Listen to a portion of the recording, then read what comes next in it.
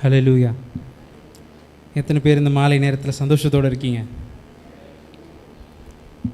ஆமென். இது கர்த்தர் உண்டு பண்ணின நாள். அதனால தான் நம்ம இங்கே ஆண்டவருடைய கிருபையோடு வந்திருக்கிறோம். இன்றைக்கும் நம்ம தொடர்ந்து புதன்கிழமை வேதப்பாட வகுப்பில் நம்ம தியானித்து கொண்டிருக்கிற வார்த்தைகளுக்குள்ளாக போகலாம். ரோமர் 13வது அதிகாரம் 11வது வசனத்தை வாசிக்கலாம். ரோமர் 13வது அதிகாரம் 11வது வசனம். நித்திரையை விட்டு எழுந்திருக்கத்தக்க வேலை ஆயிற்று என்று நாம் காலத்தை அறிந்தவர்களாய் இப்படி நடக்க வேண்டும். நாம் விசுவாசிகள் ஆனபோது ரட்சிப்பு சமீபமாய் இருந்ததை பார்க்கிலும் இப்பொழுது அது நமக்கு அதிக சமீபமாய் இருக்கிறது. நித்திரையை விட்டு எழுந்திருக்கத்தக்க வேலையாயிற்றென்று நாம் காலத்தை அறிந்தவர்களாய் இப்படி நடக்க வேண்டும். நாம் விசுவாசிகளான போது ரட்சிப்பு சமீபமாக இருப்பதை பார்க்கிலும் இப்பொழுது அது நமக்கு அதிக சமீபமாக இருக்கிறது. ஆண்டவர் தொடர்ந்து நம்ம வேதப்பாட வகுப்பில் ஆண்டவர் இந்த வார்த்தையை தான் நம்மளுக்கு கொடுத்துக்கிட்டு இருக்கிறாரு. போதகர் மூலமாகவும் பேசும்போது வசனத்தை கடந்து போக முயற்சித்தாலும் ஆண்டவர் இதே வசனத்தில் தான் கொண்டு வந்து நிறுத்துறார். எதனால் ஆண்டவர் திரும்பி திரும்பி இதையே கொடுத்துக்கிட்டு இருக்கிறாரு? நம்ம இன்னும் நிறைய பேர் தூக்கத்திலேருந்து எந்திரிக்கலை. சில பேர் பாதி தூக்கத்தில் இருக்கிறோம், சில பேர் அப்படியே கண்ணு பாதி சொருவுது. அந்த நிலைமையிலே நம்ம இருந்துக்கிட்டு இருக்கிறோம். அதனால தான் ஆண்டவர் மறுபடியுமாக நித்திரையை விட்டு எழுந்திருக்க நேரம் ஆயிடுச்சுன்ட்டு நம்ம காலையில் அலாம் அடிக்கிற மாதிரி ஆண்டவர் நம்மளுக்கு சொல்லிக்கிட்டே இருக்கிறார். இன்றைக்கும் நம்ம தொடர்ந்து இதே வசனத்தை தான் நம்ம தியானிக்க போகிறோம். இதே வசனத்தை நம்ம வேதத்தில் உள்ள இன்னொரு கதாபாத்திரத்தை கொண்டு நம்ம ஒப்பிட்டு நம்ம எப்படியெல்லாம் நம்முடைய வாழ்க்கையில், நம்முடைய ஆவிக்குரிய வாழ்க்கையில் நம்ம எப்படியெல்லாம் நித்திரைக்குள்ளாக போகிறோம், எதெல்லாம் நம்மை விழிக்கிறதுல இருந்து நித்திரையை விட்டு விழிக்கத்தக்க வேலை ஆயிடுச்சு, ஆனால் எழுந்திருக்க முடியாதபடிக்கு நம்மளை தடை செய்து கொண்டிருக்கிற காரியங்கள் என்ன, அதை நம்முடைய வாழ்க்கையில் நம்மளே எப்படி ஏற்படுத்திக்கிட்டோம், அதிலிருந்து நம்மளால் மீண்டு எப்படி வர முடியும் அப்படின்றதையும் நம்ம ஆண்டவருடைய வார்த்தைகளை முன்னிட்டு நம்ம பார்க்கலாம். நம்ம வாசிக்கலாம். நியாயாதிபதிகள் 13வது அதிகாரம் 5வது வசனம். நியாயாதிபதிகள் 13:5. நீ கர்ப்பம் தரித்து ஒரு குமாரனை பெறுவாய். அவன் தலையின் மேல் சவரகன் கத்தி படலாகாது. அந்த பிள்ளை பிறந்தது முதல் தேவனுக்கென்று நசரேயனாய் இருப்பான். அவன் இஸ்ரவேலை பெலிஸ்தரின் கைக்கு நீங்களாக்கி ரட்சிக்க தொடங்குவான் என்றார். இது யாரை குறித்து சொல்லப்பட்ட வசனம்? சிம்சோனை குறித்து சொல்லப்பட்டதான தீர்க்க தரிசன வசனம். உன்னுடைய தாய்க்கு கொடுக்கப்பட்டதான ஒரு வார்த்தை. நீ கர்ப்பம் தரித்து ஒரு குமாரனை பெறுவாய். அவன் தலையின் மேல் சவரக்கன் கத்தி படலாகாது. அந்த பிள்ளை பிறந்தது முதல் தேவனுக்கென்று நசரேயனாய் இருப்பான். அவன் இஸ்ரவேலை பெலிஸ்தரின் கைக்கு நீங்களாக்கி ரட்சிக்க தொடங்குவான் என்றார். இந்த வார்த்தைகள் எல்லாமே சிம்சோனை பற்றி கொடுக்கப்பட்டிருக்கு. நம்ம எல்லாருக்குமே நன்றாக தெரியும் சிம்சோனுடைய வாழ்க்கை எப்படி துவங்கிச்சு, எப்படி முடிஞ்சுது, அவன் இடைப்பட்ட காலங்களில் எப்படி இருந்தான், எல்லாமே நம்ம நன்கு அறிந்த காரியங்கள் தான். ஆனால் நம்ம இன்னும் கொஞ்சம் இந்த வசனத்தை நம்முடைய தொடர்ந்து வாசித்து கொண்டிருக்கிற ரோமரில் இருந்து நம்ம கொஞ்சம் கம்பேர் பண்ணி நம்ம பார்க்கலாம். அப்போ முதலாவது பார்க்கும்போது நசரேயன் அப்படின்னா என்ன, நசரேயன்னா என்ன அப்படின்னு சொல்லி நம்ம பார்க்கும்போது, நசரேயன் என்றால் அதற்கான அர்த்தம் பிரித்தெடுக்கப்பட்டவன். ஆங்கிலத்தில் சொல்லும்போது செப்பரேட்டட் ஃப்ரம் அப்படின்னு அர்த்தம் கொள்கிறது.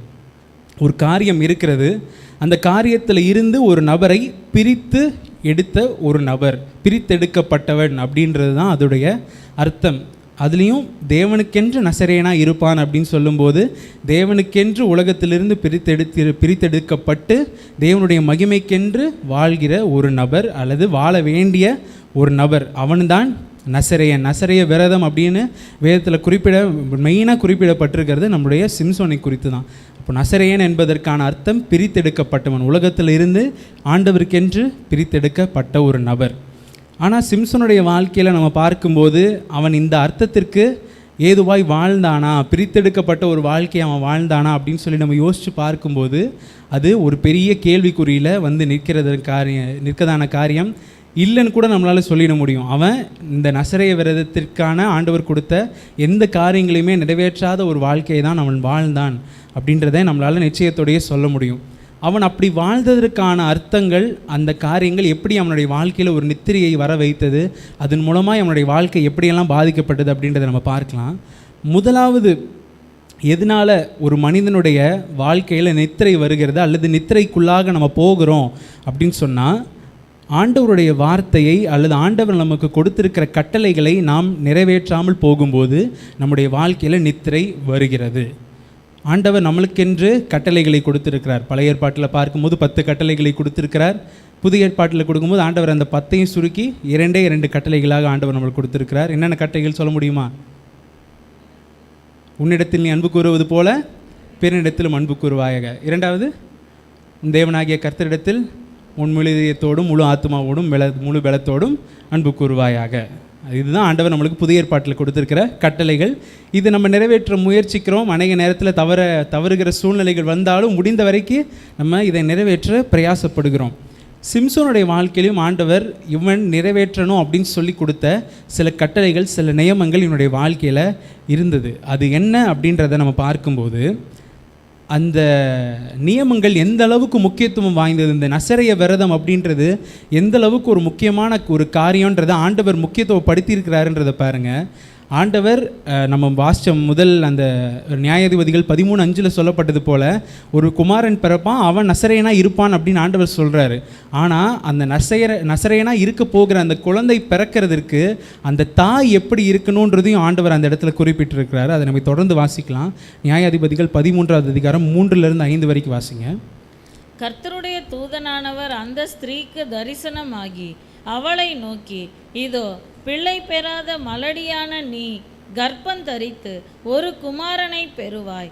ஆதலால் நீ திராட்சரசமும் மதுபானமும் குடியாதபடிக்கும் தீட்டானது ஒன்றும் புசியாதபடிக்கும் எச்சரிக்கையாயிரு.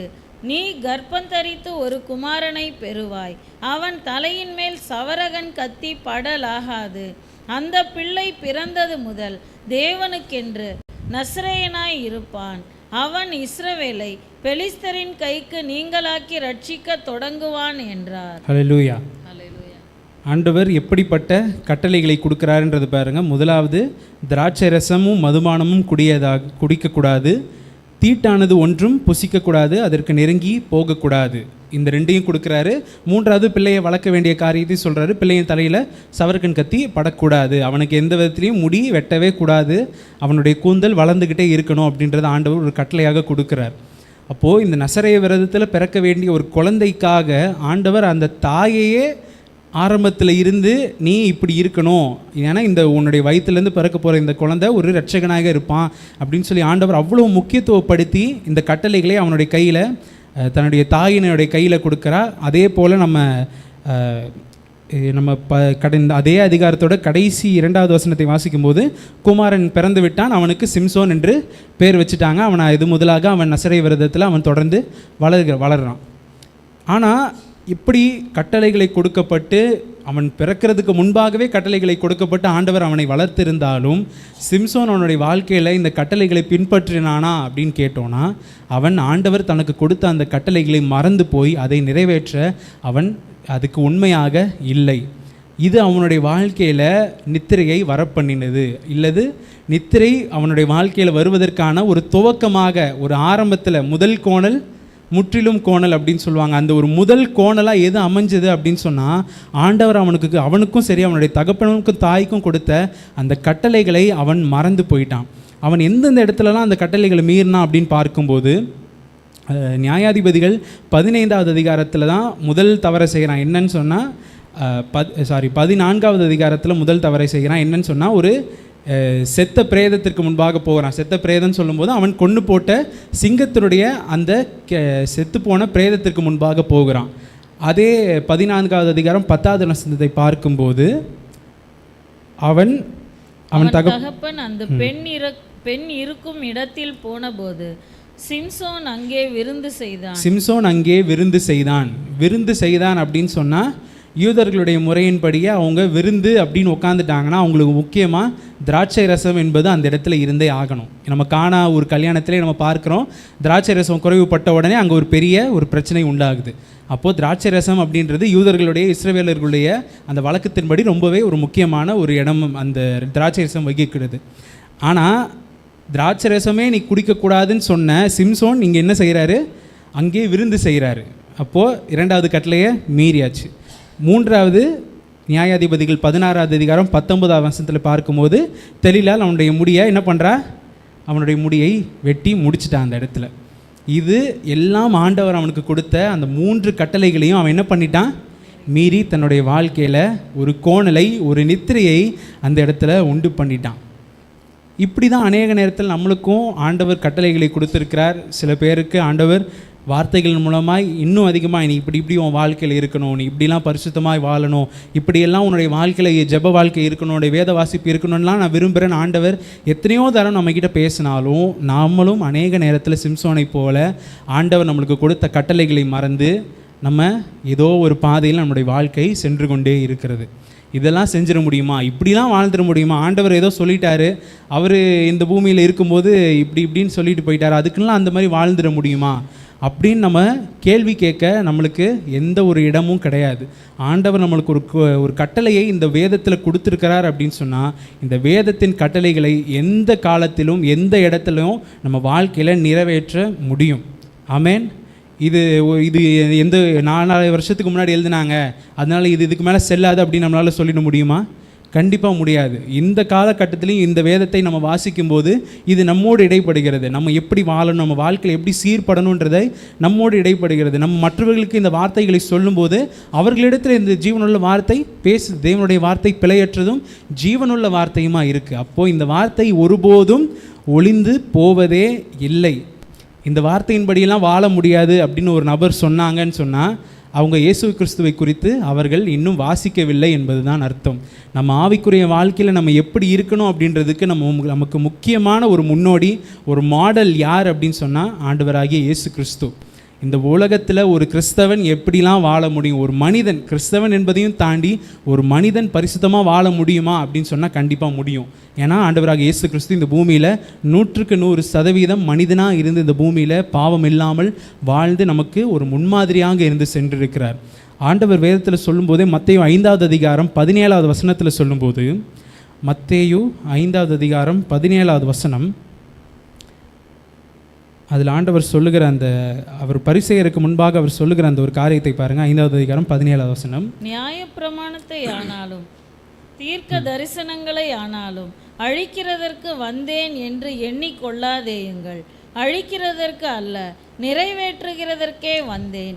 வானமும் போதும் அவைகளை அழிக்கிறதற்கல்ல அவைகளை நிறைவேற்றவே வந்தேன். ஆண்டவர் சில காரியங்களை புதிய ஏற்பாட்டிற்கு விதமாய் சொல்லும்போது இவங்க என்ன சொல்கிறாங்க, நீங்கள் வேதத்துக்கு புறம்பாக பேசுகிறீங்க, வேதத்தை புரட்டி பேசுகிறீங்க அப்படின்னு வேத பாரகரும் பரிசேயரும் அங்கே எடுத்து சொல்லும்போது ஆண்டவர் சொல்கிறார், இல்லைப்பா நான் நியாயப்பிரமாணத்தையும் தீர்க்க தரிசனத்தையும் நான் அழிக்கிறதுக்காக அதுக்கு விரோதமாக பேசுகிறதுக்காக அல்ல, அதை என்னுடைய வாழ்க்கையின் மூலமாக நிறைவேற்றி காண்பிப்பதற்காகவே நான் வந்திருக்கிறேன். ஏன்னா ஆண்டவர் ஓய்வு நாளை பரிசுத்தமாக ஆசரித்தார், அவர் குடும்பத்தோடு ஆலயத்திற்கு போனார். அந்த காலத்தில் யூதர்களுக்கான இருந்த அத்தனை கட்டளைகளையும் சரி, அவர் தன்னுடைய 8வது வயதில் விருத்த சேதனம் பண்ணதில் இருந்து அவர் எல்லா காரியத்திற்கும் உண்மையோடு உத்தமமாக தனக்கு அவர் அந்த காலத்தில் இருந்தது யூதருடைய நியாயப்பிரமாணம் தான். அந்த நியாயப்பிரமாணத்தை முற்றிலுமாக உண்மையாய் நிறைவேற்றின ஒரு நபராக, ஒரு மனிதனாக இந்த பூமியில் அவர் வாழ்ந்தார். அதனால் நியாயப்பிரமாணத்தை நம்ம கட்டுக்குள்ளே கொண்டு நம்ம அதில் வாழ முடியாது, பைபிள் சொல்கிறதெல்லாம் ரொம்ப பழசாகி போயிடுச்சு, நம்மளால் என்ன பண்ண முடியாது, ஒரு காலத்துலேயும் நம்மளால் சொல்லவே முடியாது. அதனால் ஆண்டவர் நம்மளுக்கு கொடுத்துருக்கிற இந்த நியாயங்கள், ஆண்டவருடைய வேதம் அவ்வளவு விலையேற பெற்ற ஒரு காரியம். அனுதினமும் நம்ம வேதத்தில் தியானமாக இருக்கும்போது, ஆண்டவருடைய வேதத்தை வாசிக்கும்போது அது இன்றைக்கும் நம்மோடு பேசுகிறது.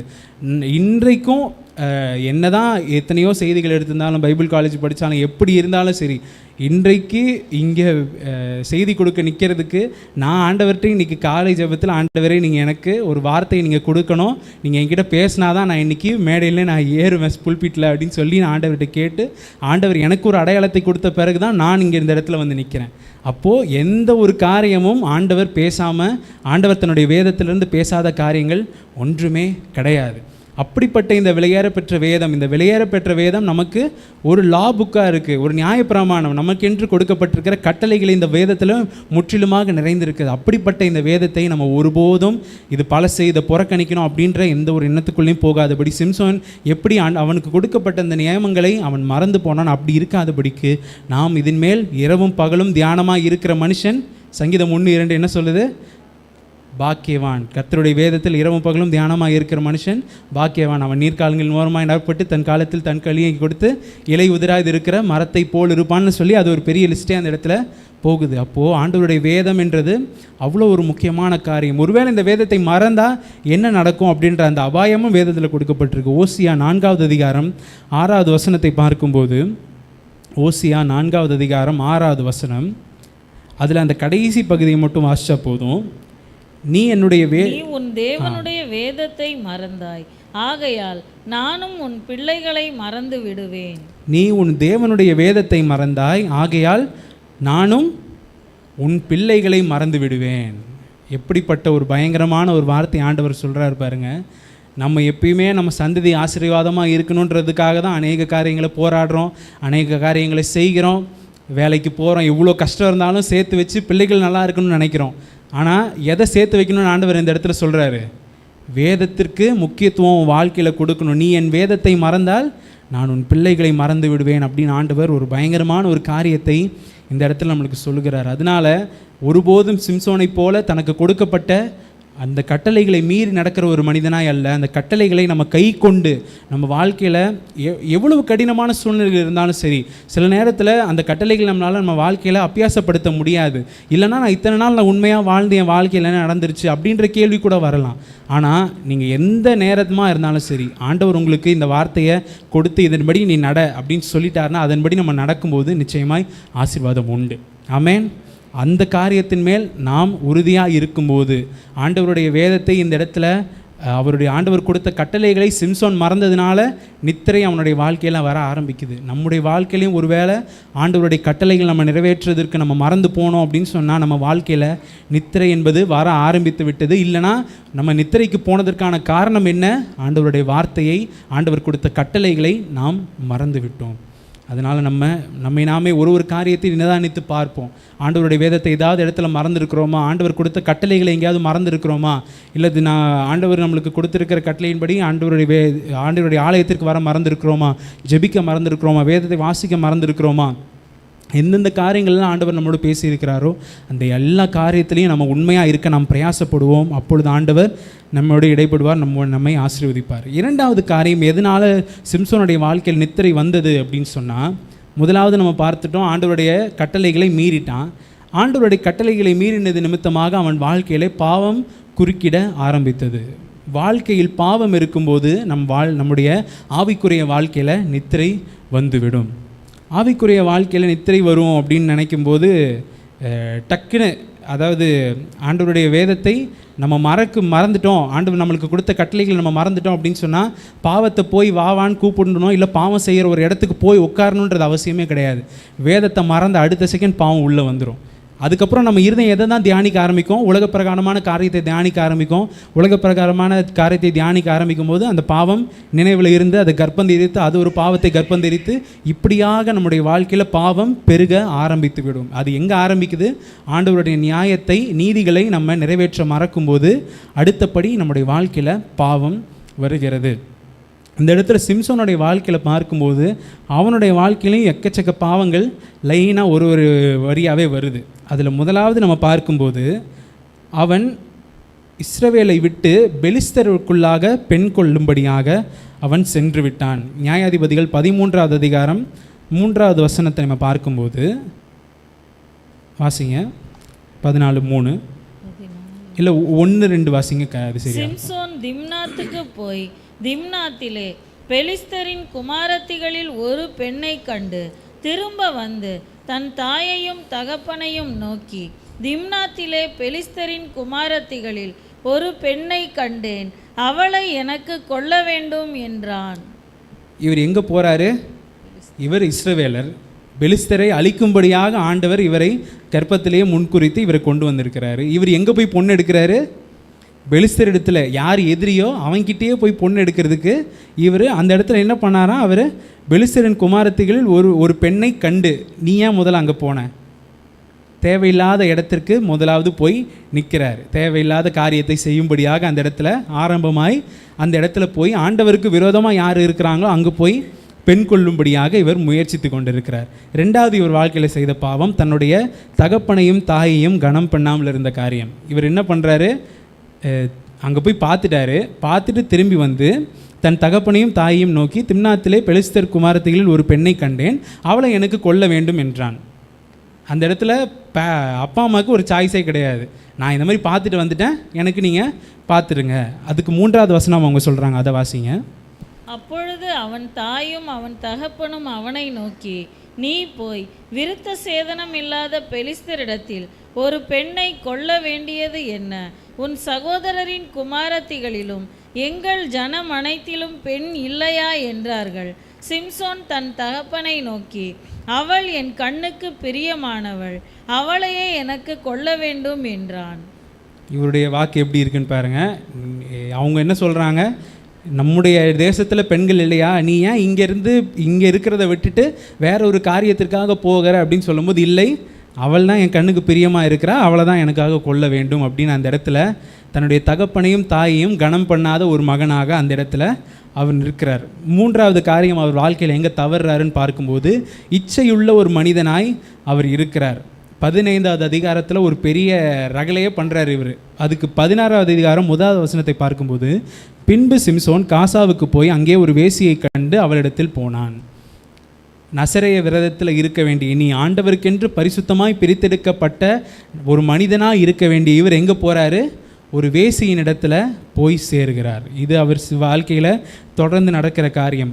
அதுக்கு அடுத்த 15வது அதிகாரத்தில் பார்க்கும்போது, அவர் பெருமையுள்ளவனாயும் பெருமையினால் அவருக்கு விரோதமாய் நடக்கிற ஒரு காரியத்திற்கு போய் ரிவெஞ்ச் எடுக்கிறாரு அந்த இடத்துல. அதுலேயும் பயங்கரமாக பண்ணுறாரு. என்னது, நரிகளை பிடித்து 2 நரியை சேர்த்து வாழை கட்டி அதில் தீப்பந்தத்தை கட்டி ஊருக்குள்ளே அனுப்பி விடுறாரு. வயல் எரிஞ்சு போகுது, வீடுகள் எரிஞ்சு போகுது, அங்கே ஒரு பயங்கரமான சேதம் அந்த இடத்துல ஏற்படுகிறது. இப்படி அவரை அந்த இடத்துல அவமானப்படுத்தினதுக்கு இவர் அந்த மொத்த ஊரையே காலி பண்ணுறாரு. அப்படிப்பட்ட ஒரு நபராக இந்த இடத்துல யார் இருக்கிறா, சிம்சோன். அடுத்து பார்க்கும்போது தன்னுடைய வாழ்க்கையில் யாருக்குமே கணக்கு ஒப்புவிக்கணும், இல்லை யாருக்கும் ஒரு கடனாளியாக ஒரு பொறுப்பாக இருக்கணும் அப்படின்ற ஒரு எண்ணம் இல்லாத ஒரு நபராய் அவர் இருக்கிறார். அதுக்கு நம்ம பார்க்கும்போது 16வது அதிகாரத்தில் நம்ம பார்க்கும்போது, ஒரே நிமிஷம், 14வது அதிகாரம் 9வது வசனம். பதிவிருக்கிறவர்கள் அறை வீட்டில் 14:9 இல்லை, அது நான் சின்ன சம்பவமே அந்த இடத்துல சொல்லிடுறேன். இவர் ஒரு பிரேதத்துக்கிட்ட போகிறாரு. அந்த பிரேதத்திற்குள்ளாக ஒரு தேன்கூடு இருக்குது. அந்த தேன்கூடு எடுத்து இவரும் சாப்பிட்டு கொண்டு போய் இவனுடைய தகப்பன் தாய்கிட்ட கொடுக்குறாரு. கொடுத்துட்டு அந்த கடைசி அந்த வசனம் சொல்லும்போது, அவர்கள் சாப்பிட்டார்கள், ஆனாலும் தான் அந்த தேனை சிங்கத்தின் உடலிலே எடுத்ததை அவர்களுக்கு அறிவிக்கவில்லை. யாருக்கு? தன்னுடைய தகப்பனுக்கும் தன்னுடைய தாய்க்கும் அவர் அறிவிக்கவில்லை. இது அவர் இப்படி செய்கிறாரு. அதே அதிகாரம் 6வது வசனத்தில் அதே மறுபடியும் கடைசி வசனத்தை பார்க்கும்போது, ஆனாலும் தான் செய்ததை அவன் தன் தகப்பனுக்கும் தாய்க்கும் அறிவிக்கவில்லை. இவர் செய்கிற ஒன்றுத்தையும் இவர் என்ன பண்ண மாட்டார், வீட்டில் தன்னுடைய தகப்பனுக்கும் தன்னுடைய தாய்க்கும் இவர் சொல்ல மாட்டார். இப்படியாக ஒரு வாழ்க்கையை இவர் வாழ்ந்து கொண்டிருக்கிறார். ஆண்டவர் கொடுத்த நியாயங்களையும் மீறியாச்சு, மறந்தாச்சு. அதனால் தன்னுடைய வாழ்க்கையில் பாவம் வந்ததுனால பாவம் எப்படியாக பெருகி எத்தனை பாவத்தை லைனாக செஞ்சுக்கிட்டே வராரு பாருங்க. ஒன்றும் சின்ன பாவம் கிடையாது, பெருமை நிமித்தமாக மற்றவங்களை போய் விரோதமாய் காரியங்களை செய்கிறாரு.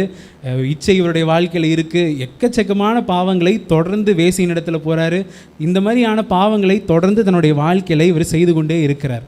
இதில் முக்கியமாக நம்ம பார்க்கக்கூடிய ஒரு காரியம் என்னன்னு சொன்னால், நியாயாதிபதிகள் 14வது அதிகாரம் 5வது 6வது வசனத்தை வாசிங்க. அதில் முன்னாடி இருக்கிற பகுதி நம்ம வாசிச்சது தான். இவர் பெலிஸ்தர் இடத்துல போய் ஒரு பெண்ணை பார்க்குறாரு. பார்த்து தன்னுடைய தகப்பன்கிட்டையும் தாய்கிட்டையும் இந்த பெண்ணை தான் நான் எனக்கு கொல்ல வேண்டும்னு சொல்லி அவங்கள கூட்டிகிட்டு போகிறார். அங்கேருந்து தான் இந்த 5வது வசனம் ஆரம்பிக்குது. வாசிங்க. அப்படியே சிம்சோனும் அவன் தாயும் தகப்பனும் திம்னாத்துக்கு போக புறப்பட்டார்கள்.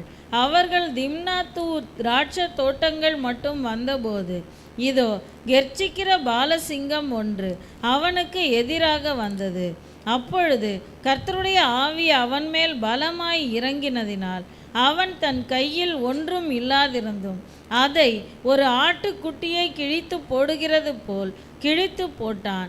ஆனாலும் தான் செய்ததை அவன் தன் தாய் தகப்பனுக்கு அறிவிக்கவில்லை. இந்த இடத்துல வாசிக்கும்போது ஓகே அப்படின்ற மாதிரி இருக்கும். ஆனால் நம்ம நல்லா கவனித்து பார்க்கும்போது அந்த 5வது வசனத்தையே பாருங்கள். அப்படியே சிம்சோன் தன் தகப்பனையும் தாயும் அவங்க திம்னாத்துக்கு போகிறதுக்காக புறப்பட்டாங்க. போகிற வழியில் திம்னாத்தூர் திராட்சை தோட்டம் வந்தது. அங்கே ஒரு கெர்ச்சிக்கிற சிங்கம் அவர்களுக்கு எதிராக வந்தது. சரியா வந்துருச்சு. அவர் அதை ஆட்டி கிழிக்கிறது போல கொன்று போட்டு விட்டார். ஆனாலும் தான் செய்ததை தகப்பனுக்கும் தாய்க்கும் அறிவிக்கவில்லை. அவங்க கூட தான் ஊர்லேருந்து ஸ்டார்ட் ஆகுறாங்க. இந்த திராட்சை தோட்டம் எங்கே வந்துச்சு, இவர் இங்கே இந்த சிங்கத்தை கொண்டதை ஏன் அவங்கக்கிட்ட சொல்லலை? அப்போது இந்த இடத்துல இவர் திராட்சை தோட்டத்துக்குள்ளாக இவர் ஒரு ஷார்ட்கட்டில் உள்ளே வராரு. அதாவது திராட்சை ரசம் நீ பருகவே கூடாதுன்னு ஆண்டவர் இவனுக்கு நியாயத்தை கொடுத்துருக்கிறாரு. ஆனால் இவர் எங்கே போகிறாரு? திராட்சை தோட்டத்துக்கு வழியாக போகிறாரு. அந்த திராட்சை தோட்டத்துக்குள்ளே போகிறாரு. அந்த திராட்சை தோட்டத்துக்குள்ளே என்ன வந்துச்சு? சிங்கம். சிங்கம் ஒருபோதும் திராட்சை தோட்டத்துக்குள்ளே போகாது. ஏன் அப்படின்னு சொன்னால், திராட்சை தோட்டம் கொடிகளினால் ஆனது. அதுக்குள்ளே மறையிறதுக்கான எந்த இடமும் சிங்கத்துக்கு கிடையாது, நிழலும் கிடையாது. சிங்கம் ஒருபோதும் ஒரு திராட்சை தோட்டத்துக்குள்ளே போய் பதுங்காது, அந்த வழியாக போகவும் செய்யாது. அப்போ இது என்ன சிங்கம்? இது வேதத்தில் 2 சிங்கங்கள் தான் ஆண்டவர் குறிப்பிட்டு வேதத்தில் எழுதி இருக்கிறார். அந்த 2 சிங்கங்கள் என்னன்னு சொல்ல முடியுமா? ஒன்று யூதராஜ சிங்கமாகிய இயேசு கிறிஸ்து. 2வது எவனை விழுங்கலாமோ என்று வகை தேடி சுற்றி திரிகிற கெர்ச்சிக்கிற சிங்கம் போல யார் இருக்கிறா? அப்போ இந்த இடத்துல எந்த சிங்கம் வந்திருக்குது? போகக்கூடாத இடத்துக்கு போனால் பார்க்கக்கூடாத ஆளை அந்த இடத்துல என்ன பண்ண வேண்டியிருக்கும்? பார்க்க வேண்டியிருக்கும். ஏதேன் தோட்டத்தில் இதே தான் நடக்குது. போகக்கூடாத இடத்துக்கு போயாச்சு, பேசக்கூடாத நபரோட பேசியாச்சு, சாப்பிடக்கூடாத சாப்பிட்டு பாவத்தில் விழுந்தாச்சு. இங்கே அதே தான் நடக்குது. போகக்கூடாத தோட்டத்தின் வழியாக போயாச்சு, அங்கே சிங்கத்தை பார்த்தாச்சு, சிங்கத்தை கொன்றாச்சு. ஓகேவா? இந்த இடத்த சிங்கத்தை கொண்டாச்சு, முடிஞ்சிருச்சு. அடுத்து அதே அதிகாரத்தோட 8வது 9வது வசனத்தை பார்க்கும்போது, சில நாளைக்கு பின்பு அவன் அவளை விவாகம் பண்ண திரும்பி வந்தான். சிங்கத்தின் உடலை பார்க்கிறதற்கு வழி விலகி போனான். இதோ சிங்கத்தின் உடலுக்குள்ளே தேனும் இருந்தது. இவர் எதற்காக இப்போ திரும்பி வராரு? விவாகம் பண்ணும்படியாக திரும்பி வராரு. திரும்பி வரும்போது அங்கே ஒரு சிங்கத்தை கொண்டு போட்டோமே, அதை போய் பார்த்துட்டு வருவோம். ரொம்ப நாளைக்கு முன்னாடி ஒரு பாவத்தை செஞ்சோமே, அந்த பாவம் எப்படி இருக்குன்னு போய் எட்டி பார்த்துட்டு வந்துடுவோம். ரொம்ப நாளைக்கு முன்னாடி இந்த ஒரு காரியத்தை செஞ்சோமே, அதை என்ன பண்ணுவோம்? போய் லைட்டாக பார்த்துட்டு வந்துடலாம் அப்படின்னு என்ன பண்ணுறாரு? இவர் வராரு. அந்த இடத்துல என்ன போட்டிருக்கு? முன்னாடி பார்க்கும்போதே ஆட்டை கிழிக்கிறது போல் சிங்கத்தை கிழிச்சு போட்டாச்சு. கிழிச்சு போட்டப்பறம் என்ன ஆயிடுச்சு? சிங்கம் செத்துருச்சு, முடிஞ்சு போச்சு. ஆனால் இவருக்கு என்னது? ஏன் இப்போ திரும்பி போய் பார்த்தா என்ன அப்படின்னு அந்த இடத்துல ஒரு எண்ணம் இவருடைய வாழ்க்கையில் வருகிறது. நீதிமொழிகள் 26வது அதிகாரம் 11வது வசனத்தில் சொல்லும்போது, நாயானது தான் கக்கினதை தின்னும்படி திரும்புகிறது போல மூடனும் தன் மூடத்தனத்திற்கு திரும்புகிறான். நாயானது தன் கக்கினதை தின்னுகிறது போல, முடிஞ்சு போன ஒரு காரியத்தை பார்க்கும்படியாக இப்போ அங்கே போகிறாரு. போகிறதுனால அங்கே ஒரு காரியம் நடக்குது பாருங்க. அந்த செத்து போன அந்த சிங்கத்துடைய உடம்புக்குள்ளாக தேன் கூடு இருந்துச்சான். தேன் கூட நீங்கள் எங்கெல்லாம் பார்த்துருக்கீங்க? மரத்து மேலே இருக்கும், இல்லைனா ஏதோ ஒரு வீடு ரொம்ப நாள் யூஸ் பண்ணாமல் இருக்குன்னா ஒரு மூலையில் கட்டி இருக்கும். சில இடத்துல தேன் இருக்கும், சில இடத்துல தேன் இருக்காது. இங்கே என்ன நடக்குது? சிங்கத்தினுடைய உடலுக்குள்ளே தேன் கூடும் இருந்தது, தேனும் இருந்தது. அதாவது சொல்லப்போனால் மெடிக்கல் மிராக்கிள் இந்த இடத்துல நடக்குது. பிசாசு அநேக நேரத்தில் நம்மளை பாவத்துக்குள்ளே விழ வைக்கிறதுக்கு அநேக மெடிக்கல் மிராக்கிளை தான் பண்ணுவான். ஆர்டினரியாக நடக்கக்கூடிய காரியங்களுக்கு அசாதாரணமாக நடக்கக்கூடிய காரியங்களை போல கொண்டு வந்து நமக்கு முன்பாக நிறுத்துவான். இந்த இடத்துல ஏன் முதல்ல அந்த சிங்கத்தை பார்க்க போனேன்? அதுவே தப்பு. செத்த பிரேதத்துக்கு முன்பாக போகக்கூடாது. அதுலேயும் அந்த செத்த பிரேதத்துக்கிட்ட போனது மட்டும் இல்லை, உள்ளே இருந்த தேன்கூட்டை எடுத்து அதை இவரும் சாப்பிட்டு அதை கொண்டு போய் தன்னுடைய தகப்பனுக்கும் தாய்க்கும் கொடுத்து அது எங்கேருந்து எடுத்தேன்னு அவங்களுக்கும் சொல்லலை. இப்போது இவனும் பாவம் செஞ்சாச்சு, அவங்களையும் பாவம் செய்ய வச்சாச்சு. அப்படியே ஏதேன் தோட்டத்துக்கு ஈக்குவலாக திராட்சை தோட்டத்துக்குள்ளே போனார். அது போகக்கூடாத இடத்துக்கு போயிட்டார். பார்க்கக்கூடாத ஒரு மிருகத்தை அந்த இடத்துல பார்த்தாச்சு. இப்போது கடைசியில் அந்த அந்த உடலுக்குள்ளாக இருந்த தேன்கூட்டை எடுத்து சாப்பிட்டு என்ன பண்ணியாச்சு, பாவத்தையும் அந்த இடத்துல செஞ்சு இவரும் பாவம் செஞ்சு இவருடைய குடும்பத்தையும் பாவத்திற்குள்ளாக கொண்டு வந்து விட்டாச்சு. இப்போது எங்கே ஆரம்பித்தது?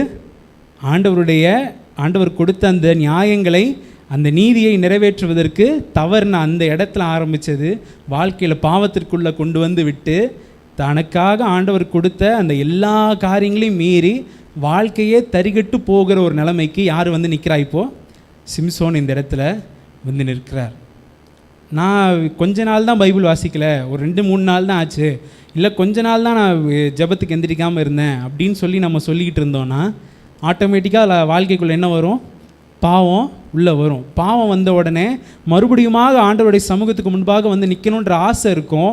ஆனால் வந்து நிற்கும்போது உள்ள குற்ற மனசாட்சி வரும். அந்த குற்ற மனசாட்சியை பிசாசு அதை யூஸ் பண்ணிவிட்டு, நீ பாவம் செஞ்சுட்ட, நீ ஆண்டவருடைய சமூகத்துக்கு முன்பாக நீ போய் நிற்கலாமா அப்படின்னு ஒரு கேள்வியை கொண்டு வந்து மறுபடியுமாக கொண்டு வந்து நம்மளை பாவத்திற்குள்ளாக ஆண்டவரை விட்டு பிரித்து நம்மளை எங்கேயோ கொண்டு போயிடுவான். அதனால் நித்திரை இந்த இடத்துல எப்படிலாம் வருது அப்படின்றத பாருங்கள். ஆண்டவர் தனக்கு கொடுத்த நியாயங்களை அவர் மீறியது நிமித்தமாக நித்திரை.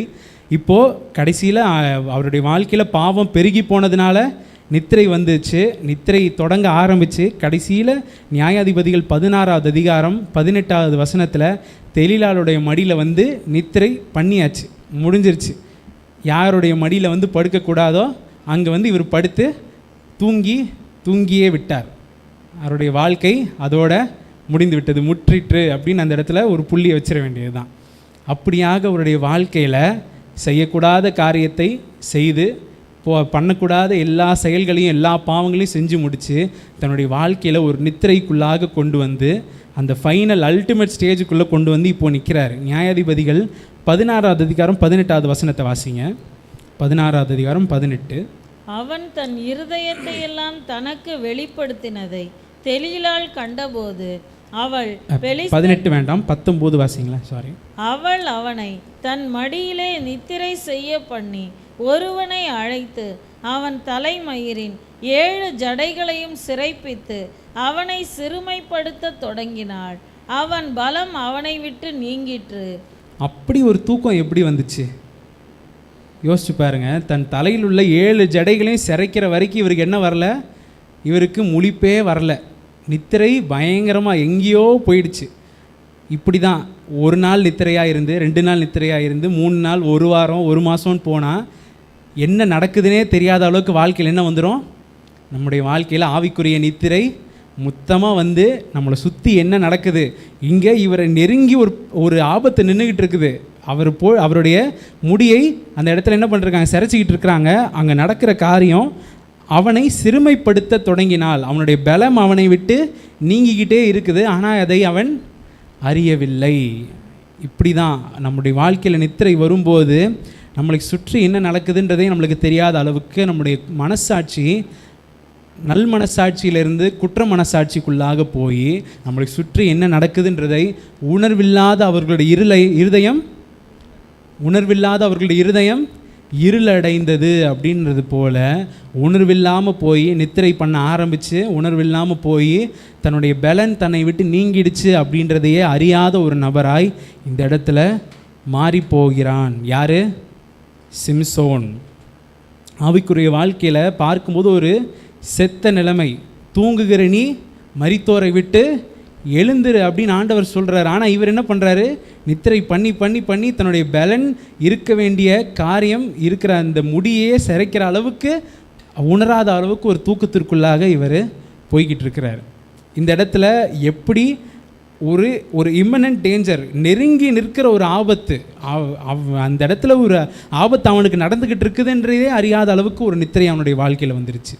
இதையும் தாண்டி நம்ம அதே 16வது அதிகாரத்தில் 6வது வசனத்திலிருந்து 18வது வசனம் வரைக்கும் நம்ம வாசித்தோன்னு சொன்னால் 6வது வசனத்தில் தெலீலாள் கேட்க ஆரம்பிக்கிறா, உன்னுடைய பலன் எதில் இருக்குது அதை எனக்கு சொல்லு அப்படின்னு சொல்லி ஆரம்பிக்கிறா. அதை நம்ம வாசிக்க ஆரம்பித்தோன்னா அது ரொம்ப பெருசாக போகும்.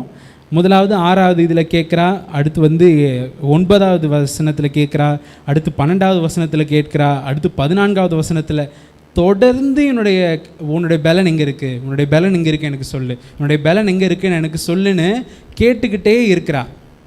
கேட்டுக்கிட்டே இருக்கிறது மட்டும் இல்லை, அவள் கேட்டு இவன் அந்த காரியத்தை சொன்ன பிறகு அடுத்த நாள் இவனுக்கு ஒரு ஆபத்து வருது. 2வது வாட்டி சொல்கிறான், அடுத்த நாள் மறுபடியும் பெலிஸ்தர் வந்து இவனை பிடிக்க வராங்க. 3வது வாட்டி சொல்கிறான், 3வது வாட்டியும் பெலிஸ்தர் பிடிக்க வராங்க. 4வது வாட்டி அவகிட்ட சொல்கிறான், 4வது வாட்டியும் பெலிஸ்தர் பிடிக்க வராங்க. இந்த 4 வாட்டியும் இவர் மேற்கொண்டுட்டார். ரொம்ப நல்லது. யோசிச்சு பாருங்க, அவகிட்ட இருக்கும்போது தான் 4 வாட்டியும் தொடர்ந்து இந்த பிரச்சனை நடக்குது. இதை இவர் இருதயத்தில் ஏன் உணரலை? இப்போ யோசிச்சு பாருங்கள், இந்த நெஹேமியா அங்கிள் இருக்கிறீங்க, இப்போ நீங்கள் வந்து மீன் சேல்ஸ் பண்ணுறீங்க, மீன் வியாபாரம் பண்ணுறீங்க. ஒரு தெருவுக்குள்ளே நீங்கள் போகும்போது பயங்கரமாக உங்களை நாய் துரத்துது, ஒரு நாள் துரத்துது. அடுத்த நாள் போகும்போது என்ன பண்ணுவீங்க? ஒரு ஜாக்கிரதையாக இருப்போம். 2வது நாளும் துரத்திடுச்சு. கடைசியில் 3வது நாள் என்ன பண்ணுவோம்? இந்த ரூட்டே வேணாம், வேறு வழியாக நம்ம போயிடுவோம் அப்படின்னு சொல்லிட்டு எல்லாருமே அதான் பண்ணுவோம். ஆனால் இவர் இங்கே என்ன பண்ணுறாரு? முதல் வாட்டி சொல்கிறாரு, பிரச்சனை வருது, மேற்கொள்கிறாரு, உணர்வில்லை. 2வது வாட்டி ஆபத்து வருது, உணர்வில்லை. 3வது வாட்டி ஆபத்து வருது, உணர்வில்லை. 4வது வாட்டி ஆபத்து வருது, அப்பையும் உணர்வில்லை. 5வது வாட்டி கடைசியில் சொல்லி பெலிஸ்தருடைய கைகளை மாட்டிக்கொள்கிறாரு. இத்தனை வாட்டி ஒருத்தர் உன்கிட்ட உன் பலவீனம் எதில் இருக்குது, உன் பலவீனம் எதில் இருக்குன்னு கேட்டுக்கிட்டே இருக்காங்களே, இதை ஏன் கேட்குறாங்க? இது நம்மளுக்கு ஆபத்தில் முடியுமா? இது நல்லபடியாக முடியுமா? இதை பற்றி யோசிக்கலை. அதுதான் அந்த 19வது வசனத்தில் பார்க்கும்போது, 18ல் பார்க்கும்போது, தன் இருதயத்தில் உள்ளவைகள் எல்லாவற்றையும் வெளிப்படுத்திட்டாராம். எதையுமே மறைக்கல, எல்லாத்தையுமே சொல்லியாச்சு அந்த இடத்துல. ஏன் சொல்கிற? அவகிட்ட சொல்கிறதுனால தான் உனக்கு ஆபத்து வருது. அதை குறித்த என்னவே இல்லை, உணர்வே இல்லை. சுத்தமாக இவனுடைய ஆவிக்குரிய வாழ்க்கை நித்திரையிலேயே முடிஞ்சிருச்சு. அதை நம்ம 20வது வசனத்தில் நம்ம பார்க்கும்போது, அப்பொழுது அவள், சிம்சோனே, பெலிஸ்தர் உன்மேல் வந்து விட்டார்கள் என்றார். அவள் நித்திரையை விட்டு விழித்து, கர்த்தர் தன்னை விட்டு விலகினதை அறியாமல் எப்பொழுதும் போல் உதறிவிட்டு வெளியே போவேன் என்றான். கர்த்தர் தன்னை விட்டு விலகினதை அறியாதிருந்தான். அநேக நேரத்தில் சாத்தான் கடைசியில் கொண்டு வந்து நம்மளை விடுற இடம் எது அப்படின்னு சொன்னால் இந்த இடம்தான். நித்திரையில் கொண்டு வந்து விட்டு, இப்போது நித்திரையில் இருந்து நம்மளுடைய பலத்தெல்லாம் எடுத்தாச்சு, நம்ம உணர்வு இல்லாமல் போயிட்டோம். ஒருவேளை அந்த இடத்துல நம்மளுக்கு விழிப்பு வந்துருச்சு, ஐயோ நான் இத்தனை நாள் ஆண்டவரை விட்டு விலகி போயிட்டேனே, ஆண்டவரை விட்டு நான் பாவம் செஞ்சிட்டேனே அப்படின்னு வந்தாலும் இந்த இடத்துல என்ன நடந்துருச்சு? கர்த்தர் அவனை விட்டு விலகினதை அவன் அறியாமல் இருந்தான். நம்ம தொடர்ந்து நித்திரையிலேயே, நம்ம ஆவிக்குரிய நித்திரையிலேயே நம்ம இருக்கும்போது, நமக்கென்று ஆண்டவர் கொடுத்த ஆவியின் கனிகளையும் ஆவியின் வரங்களையும் நம்ம கொஞ்சம் கொஞ்சமாக நம்ம இழந்துக்கிட்டே இருக்கிறோம். கொஞ்சம் கொஞ்சமாக இழக்கிறது நிமித்தமாக பிசாசு நம்மளை அழகாக ஆண்டவரை விட்டு தள்ளி தள்ளி தள்ளி கொண்டு போய் எங்கேயோ கொண்டு போய் நிறுத்திட்டு, கடைசியில் என்றைக்கோ ஒரு நாள் விழிப்பு வரும்போது ஆண்டவரும் நம்ம கூட இருக்க மாட்டார், நமக்கு ஆவியின் கனிகளும் இருக்காது, ஆவியின் வரங்கள் எல்லாமே நம்மளை விட்டு விலகி போய் ஒரு நிற்கந்தையான ஒரு சூழ்நிலையை நம்ம நிற்க வேண்டிய ஒரு இடத்துல நம்ம வந்து நின்றுவோம். அப்படிப்பட்ட ஒரு இடத்துல தான் இவன் கொண்டு வந்து இப்போது சிம்சோன் நிற்கிறான். கர்த்தர் தன்னை விட்டு விலகினதை அறியாமல் எப்போதும் போல நான் உதறி விட்டு வெளியே போவேன் என்றான். ஆனால் அவனால் ஒன்றுமே பண்ண முடியல. அவனுடைய பலன் அவனை விட்டு மொத்தமாக நீங்கிடுச்சு. வேதத்தில் பார்க்கும்போது இன்னொரு நபருக்கு தான் இதே போல் ஒரு சம்பவம் நடக்குது. யார்? சவுல். கர்த்தருடைய ஆவியானவர் தன்னை விட்டு விலகினதை சவுல் அறியாதிருந்தான். ஆண்டவர் விலகி போனதே தெரியல. அப்படியே அவனுடைய வாழ்க்கையில் என்ன வந்துருச்சு? நித்திரை. மொத்தமாக தூங்கியாச்சு அந்த இடத்துல. மத்தேயு 13வது அதிகாரம் 25வது வசனத்தை பார்க்கும்போது, மத்தேயு 13:25, மனுஷர் நித்திரை பண்ணுகையில் அவனுடைய சத்துரு வந்து கோதுமைக்குள் களைகளை விதைத்து விட்டு போவான். களைகளை விதைத்து விட்டு இந்த இடத்துல பிசாசு போயிட்டான். சிம்சோனுடைய வாழ்க்கை எந்த ஒரு உதவியும் இல்லாமல் தன்னுடைய பலத்தை இழந்து, ஆண்டவரை இழந்து, தன்னுடைய முடியை இழந்து, எல்லாத்தையும் இழந்து போய் ஒரு வேடிக்கை பொருளாக அந்த இடத்துல மாவரைக்க ஒரு நபராக அந்த இடத்துல நிற்கிறான். இஸ்ரவேலையே ரட்சிக்க பிறந்தவர். பலத்தில் அவரை போல உலகத்தில் யாருமே கிடையாது. ஒரு கழுதையினுடைய தாடை எலும்பை எடுத்து சேனையே தோக்கடித்தவர். சிங்கத்தை ஆட்டை கிழிக்கிறது போல் கிழிச்சு போட்டவர். 200 நரிகளை பிடித்து அதனுடைய வாழை கட்டினவர். நரியை பிடிக்கிறதுனா சாதாரண விஷயமா? அந்த 200 நரியை பிடிச்சி அதனுடைய வாழை கட்டி ஊருக்குள்ளே நெருப்பு கட்டி அனுப்பி விட்டவர். இப்படிப்பட்ட பலவானாக இருந்த இவர் இப்போ எங்கே நிற்கிறாரு? பெலிஸ்தர் தேசத்தில் மாவரைச்சிக்கிட்டு இருக்கிறாரு. நம்முடைய வாழ்க்கையில் நித்திரை வரும்போது நித்திரை நம்மளை கடைசியில் இப்படி தான் கொண்டு போய் நிறுத்திடும். நம்முடைய வாழ்க்கையில் நித்திரை வருகிறது நிமித்தமாக உலக ஜனங்களுக்கு முன்பாக நாம் வேடிக்கை பொருளாய் நிற்கிற ஒரு சம்பவமாய் நம்முடைய வாழ்க்கை வந்துடும். கர்த்தரை பின்பற்றி கர்த்தர்னு போனியே உன் வாழ்க்கை இப்போ எங்கே நிற்கிது? நம்ம உலகத்துக்குள்ளேயும் போக முடியாமல் மறுபடியும் ஆண்டவருக்குள்ளேயும் வர முடியாமல் ஒரு நடுநிலையில் பரிதாபமான ஒரு நிலையில் நம்ம நிற்கிற ஒரு சூழ்நிலைக்குள்ளாக நம்ம வந்து நின்றுவோம். அப்படிப்பட்ட ஒரு டேஞ்சர் ஜோன் தான், ஒரு ஆபத்தான நிலை தான் இந்த ஆவிக்குரிய வாழ்க்கையில் நித்திரையாய் இருக்கிற இந்த ஒரு காரியம். சிம்சோனுடைய வாழ்க்கையில் எங்கே அது துவங்கின இடத்துல அவன் மாற்றி இருக்கணும்னு நினச்சா மாற்றி இருக்கலாம். ஆனால் இல்லை, அதை உணரலை, ஆண்டவருடைய கட்டளைகளை நிறைவேற்றலை. அது நிமித்தமாக பாவம் வந்தது நிமித்தமாக நித்திரை வந்தது நிமித்தமாக பலனை இழந்து ஆண்டவரை இழந்து இந்த இடத்துல கடைசியில் அவன் ஒரு மோசமான ஒரு இடத்துல கண்கள் பிடுங்கப்பட்டு வேடிக்கை பொருளாக கொண்டு வந்து நிற்க ஒரு நிலையில் அவன் வந்து நின்றுட்டான். வேதத்தில் சொல்லப்பட்டிருக்கு, தன் ஆவியை அடக்காத மனுஷன் மதிலடைந்த பாதான பட்டணம் போல் இருக்கிறான். சிம்சோனுக்கு ஆவியை அடக்கவே முடியல. இங்கே போகணுன்னா வேசிங்கிட்ட போவார், இங்கே போனால் யாராவது ஏதாவது சின்ன விஷயத்த சொல்லிட்டு அவ்வளோதான், இவருக்கு டக்குன்னு விரப்பு வந்து அங்கே இருக்கிற எல்லாரையும் சாவடிச்சிடுவார், ஊரை கொளுத்திடுவார், ஏதோ ஒன்று பண்ணிவிடுவார். ஆவியை அடக்க தெரியல. எந்த காரியத்திற்காக ஆண்டவர் என்னை அழைத்தார், நான் என்ன காரியத்தை நான் செஞ்சுக்கிட்டு இருக்கிறேன், எதற்காக இந்த பலத்தை ஆண்டவர் எனக்கு கொடுத்தார், இஸ்ரவேலை ரட்சிக்கணுமே, பெலிஸ்தரை அழித்து போடணுமே. ஆனால் இவர் என்ன பண்ணுறாரு? தன்னை யாராவது ஏதாவது சொல்லிட்டாங்கன்னா பலத்தை யூஸ் பண்ணுறது, தனக்கு தேவைன்னா அந்த பலத்தை யூஸ் பண்ணுறது. ஆண்டவருக்கென்று கடைசி வரைக்கும் அவன் உபயோகப்படுத்தவே இல்லை. அவன் சாகும்போது தான் அந்த இடத்துல சொல்லப்பட்டிருக்கு, சிம்சோன் உயிரோடு இருக்கும்போது அழித்த பெலிஸ்தரை பார்க்கிலும் அவன் மரிக்கும்போது அவனோடு இறந்து போன பெலிஸ்தர்கள் அநேகம். ஆண்டவர் அவனை கொண்டு செய்யணும்னு நினச்ச காரியங்கள் எவ்வளவோ அதிகமாக இருந்தாலும் அந்த இடத்துல அவன் தன் ஸ்தானத்தை இழந்து போன ஒரு மனிதனாக மாறிவிட்டான். தன் கூட்டை விட்டு அலைகிற குருவி எப்படி இருக்கிறதோ அப்படியே தன் ஸ்தானத்தை விட்டு அலைகிற மனுஷனும் இருக்கிறான் அப்படின்னு வேதம் சொல்லுகிறது. தன் கூட்டை விட்டு அலைகிற குருவி கூட்டில் இருக்கும்போது தான் பாதுகாப்பு, கூட்டை விட்டு அலையும் போது எங்கனாலும் என்ன ஆபத்து வேணால் வரலாம். அப்படி தான் தன் ஸ்தானத்தை விட்டு அலைகிற மனுஷன். இனி இருக்க வேண்டிய ஸ்தானம் என்ன? நசரேயனாக இருந்து இஸ்ரவேலை பாதுகாக்க வேண்டிய, இஸ்ரவேலுக்கு ஒரு இரட்சகனாக இருந்து அந்த காலகட்டத்திலே பெலிஸ்தர்கள் முற்றிலுமாக அழிந்து போயிருக்க வேண்டிய நாட்கள். ஆனால் தன் ஸ்தானத்தை விட்டு அலைந்தது நிமித்தமாக பெலிஸ்தரும் அந்த இடத்துல அதுக்கப்புறமும் உயிரோடு தான் இருந்தாங்க. இவனால் நடக்க வேண்டிய ஆண்டவருடைய திட்டம் நடக்காமலே அந்த இடத்துல போயிருச்சு. இப்படி தான் நம்முடைய வாழ்க்கையில் நித்திரை அப்படின்னு வரும்போது நம்மை ஆண்டவர் எதற்காக பிடித்தாரோ அதை பிசாசு மறைச்சிருவான்.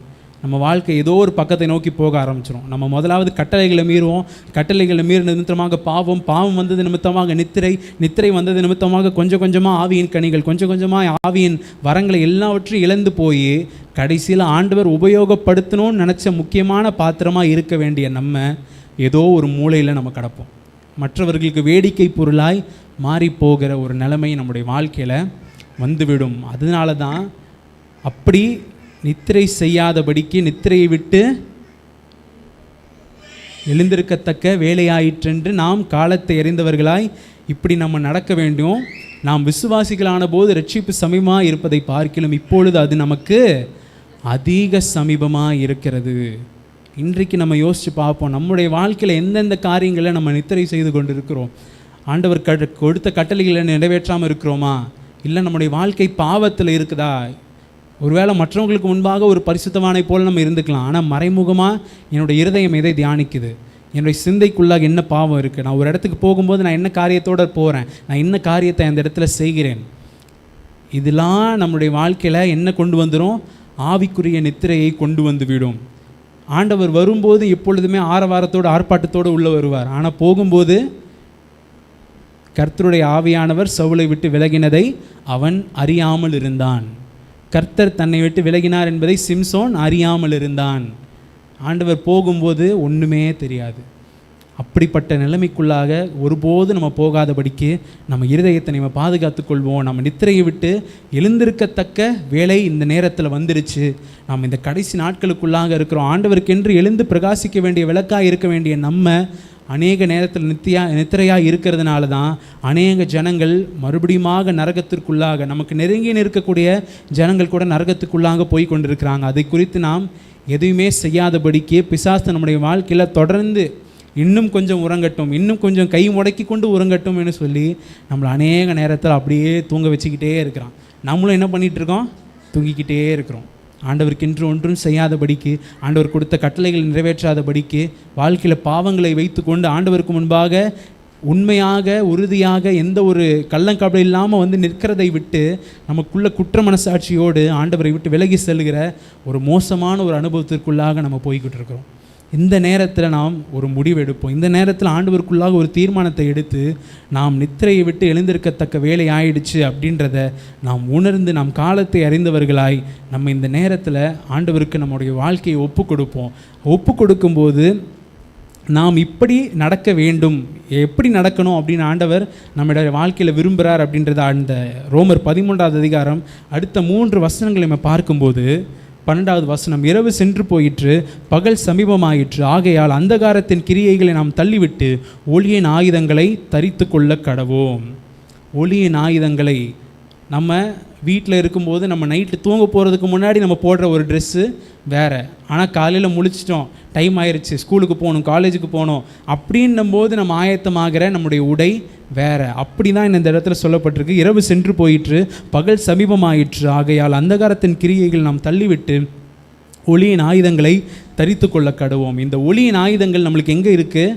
எபேசியர் 6வது அதிகாரம் 13வது வசனத்திலிருந்து 17வது வசனத்தை நம்ம பார்க்கலாம். எபேசியர் 6வது அதிகாரம் 13வது வசனத்திலேருந்து 17வது வசனம் வாசிங்க. எபேசியர் 6:13-17.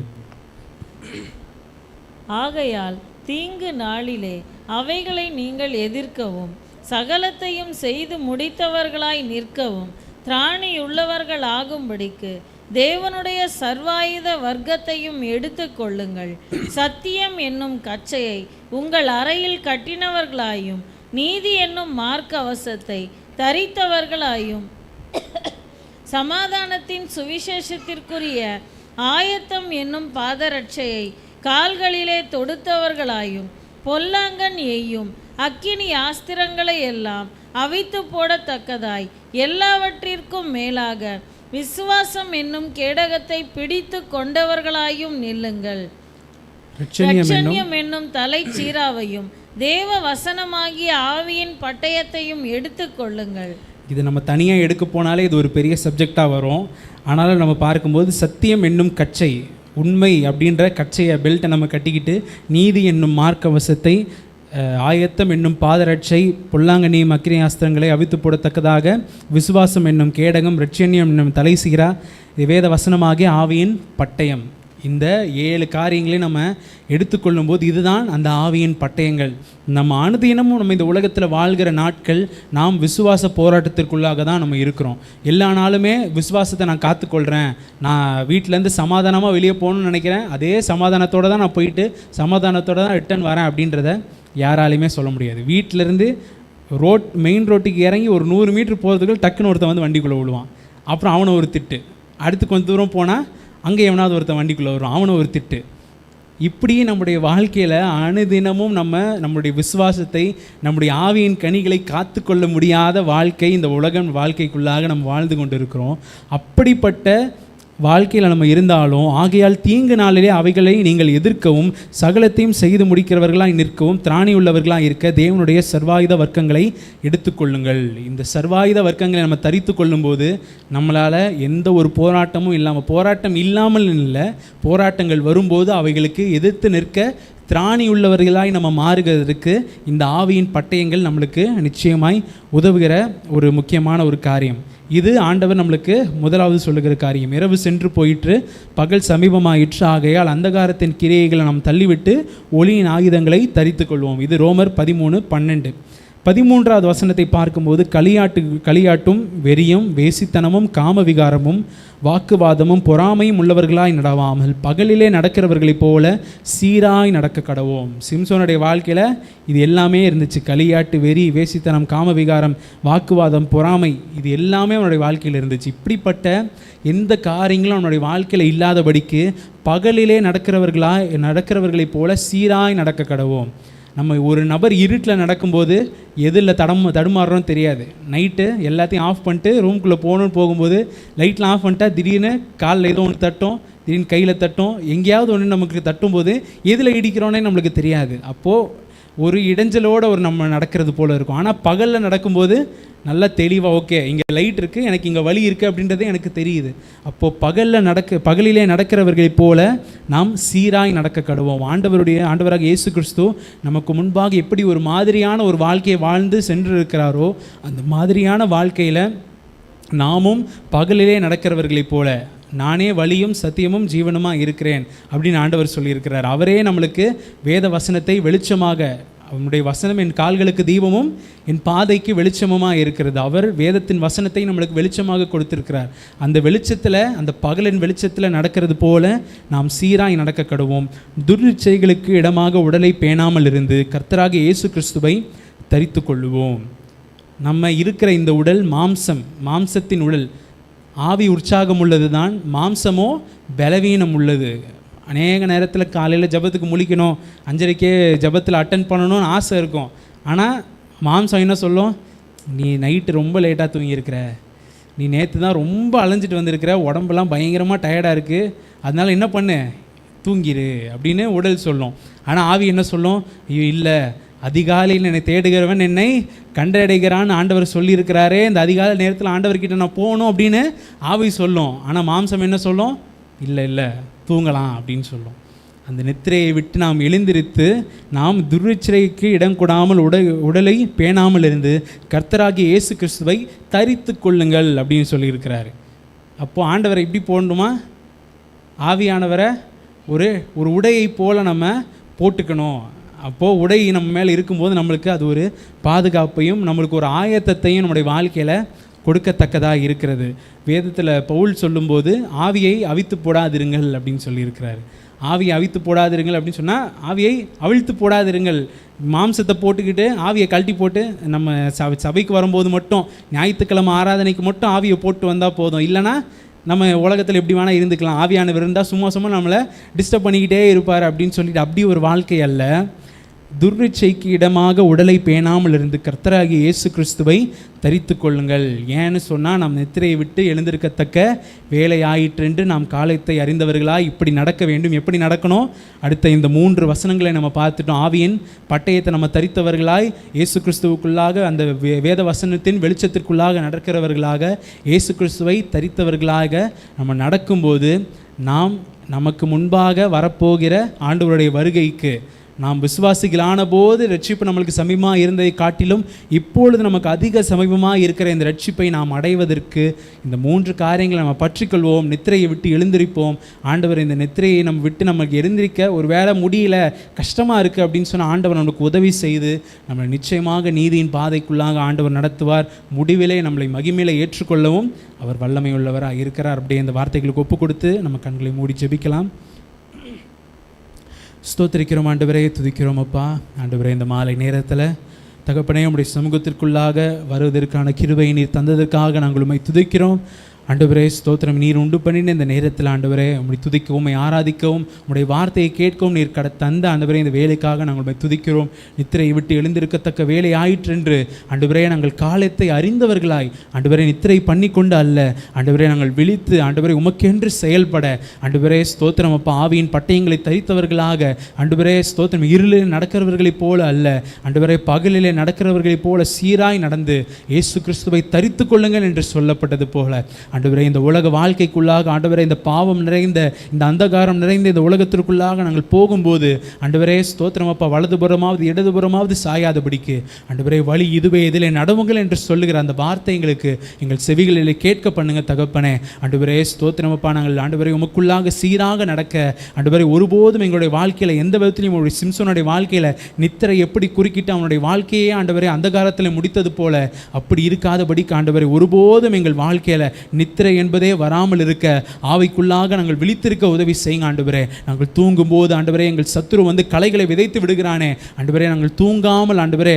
நாங்கள் விழித்திருந்த ஜெபம் பண்ண எங்களுக்கு உதவி செய்யுங்க ஆண்டவரே. உமக்குள்ளாக நாங்கள் தரித்திருக்க உதவி செய்யுங்க ஆண்டவரே. எங்களை பாதுகாத்து கொள்ளுங்க, எங்களை ஆசீர்வதிங்க ஆண்டவரே. எங்கள் விசுவாசம் ஒருபோதும் அவிந்து போகாதபடிக்கு ஆண்டவரே அது கொழுந்து விட்டு எரிகிற அக்கினியை போல இருக்க நீங்கள் உதவி செய்யுங்க ஆண்டவரே. நீங்கள் பொறுப்பெடுத்துக் கொள்ளுங்க ஆண்டவரே. இந்த ஆராதனைக்கு வந்த உடைய பிள்ளைகளை நீங்கள் ஆசீர்வதிங்க, நீங்கள் பலப்படுத்துங்க. உடைய கிருபையின் கரம் அவர்களோடு இருக்கட்டும் அப்பா. அவர்கள் கையிட்டு செய்கிற எல்லா காரியத்திலையும் ஆண்டவரே உடைய கரம் அவர்களோடு இருந்து அவர்கள் நடத்தட்டும் ஆண்டவரே. உங்களுடைய செட்டையின் மறைவுக்குள்ளாக அவர்களை வைத்து பாதுகாத்துக் கொள்ளுங்க.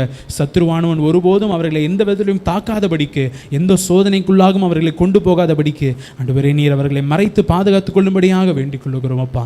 நீங்கள் பொறுப்பெடுத்துக் கொள்ளுங்க, நீங்கள் ஆசீர்வதிங்க, நீங்கள் பலப்படுத்துங்க. எல்லா துதி கனமகிமையெல்லாம் ஒருவருக்கே எடுக்கிறோம். இயேசு கிறிஸ்து மூலமாய் ஜெபிக்கிறோம் எங்கள் ஜீவனுள்ள எங்கள் நல்ல பிதாவே. ஆமேன், ஆமேன். என் ஆத்துமாவே கர்த்தரை ஸ்தோத்திரி, என் முழுவலுமே பரிசுத்த நாமத்தை ஸ்தோத்திரி. என் ஆத்துமாவே கர்த்தரை ஸ்தோத்திரி, கர்த்தர் செய்த சகல உபகாரங்களையும் மறவாதே. ஆமேன், ஆமேன். கர்த்தர் உங்களை ஆசீர்வதிப்பாராங்க.